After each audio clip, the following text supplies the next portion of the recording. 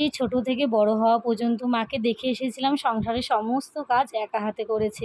যখন মাকে বলতাম যে, "সারাদিন তুমি এত কাজ করো, তুমি একটু রেস্ট নিতে পারো না? বা তোমার সংসারে কি এতই কাজ যে তুমি একটুখানি রেস্ট নাও না?" তখন মা একটা কথাই বলতো, "এখন তো ছোট আছিস, আগে বড় হ।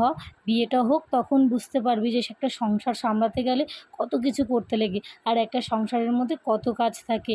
সেটা এখন প্রত্যেকটা সেকেন্ডে, প্রত্যেকটা মুহূর্তে মানে ফিল করি যে সত্যি মা যে কথাগুলো বলতো সেই কথাগুলো কিন্তু একটাও মিথ্যে বলতো না। এখন যখন সংসারের দায়িত্ব নিজের ঘাড়ে এসেছে, এখন বুঝতে পারি সত্যি টাইম কোন দিক থেকে বেরিয়ে যায় যে টেরই পাওয়া যায় না। এমনও দিন যায় যে খেতে, খেতে ৫টা বেজে যায়।